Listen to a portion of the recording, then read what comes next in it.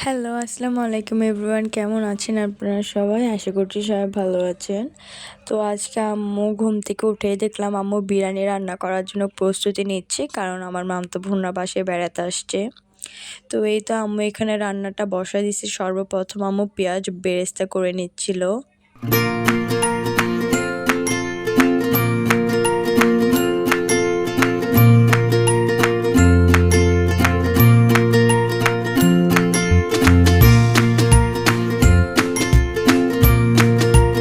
তো এই তো আম্মু এখানে মশলাটা কষা পেঁয়াজটা বেরেস্তা করে নেওয়া হয়েছে, তার পাশাপাশি এখানে আলুগুলো সিদ্ধ করে ছিলে নেওয়া হয়েছে, আর তার পাশাপাশি আম্মু এখানে মুরগির মাংসটা দিয়ে দিচ্ছিল। এখানে আম্মু চিকেনগুলো দিয়ে ভালো মতো এগুলোকে নেড়ে চেড়ে দিচ্ছিল, আর তার পাশাপাশি বিরিয়ানিটাও রান্না করা হয়ে গেছিলো। আমি কোনো রকম আর ভিডিও ধরতে পারি নাই, যেহেতু আমি একটু অসুস্থ। তো এই তো এখানে বিরিয়ানিগুলো রান্না হয়ে গেছে, আর বিরিয়ানিগুলো খেতে অনেক বেশি মজা হয়েছে। এগুলো ছিল আমার দুইটা মামাতো বোন, যারা কিনা আজকে আমাদের বাসায় বেড়াতে এসেছিল। তো যেহেতু এখন উইন্টার চলে আসছে, আর সন্ধ্যাবেলায় কিন্তু একটু ভালো মন্দ খাইতে ইচ্ছা করে, তো আম্মুকে আজকে বললাম ডিম চপ বানাইতে, তাই আম্মু এখানে আলু আর ডিমটা সিদ্ধ দিয়ে দিছিল। তার পাশাপাশি ছিল এখানে চা।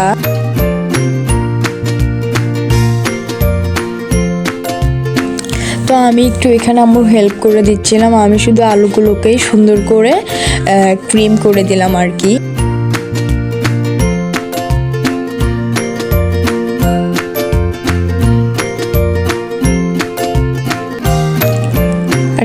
দেখেন এদিকে আলুগুলো কত সুন্দরভাবে একদম ক্রিম হয়ে গেছে।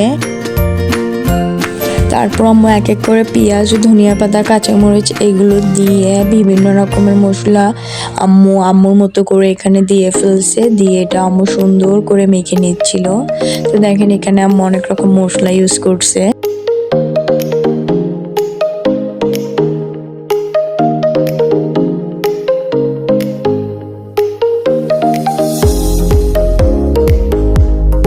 আর এই তো এখানে ডিমগুলো কেটে আম্মু সুন্দর করে ডিমের চপগুলো রেডি করে ফেলতেছিল।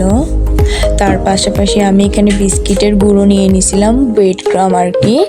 এগুলো দিয়ে এখন ওগুলো সুন্দর করে ম্যারিনেট করব।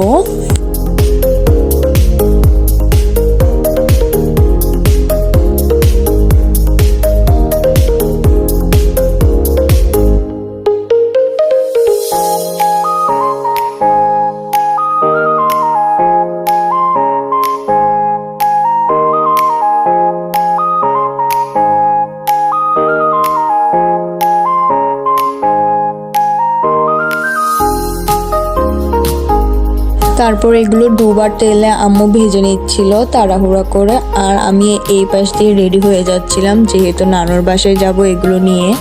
আর এই দেখেন এখানে এগুলো হয়ে গেছে। এগুলো কত বেশি সুন্দর লাগতেছে। এগুলো কিন্তু খেতে অনেক বেশি মজা। তারপর আমরা বের হয়ে গেলাম নানুর বাড়ির উদ্দেশ্যে, বিকজ আমার নানুর ডিম চপটা অনেক বেশি পছন্দের। তাই আমি আর আম্মু গিয়ে নানুর জন্য দিয়ে আসলাম। তো আজকের এই মিনি ব্লগটা এতটুকুই ছিল। আল্লাহ হাফেজ।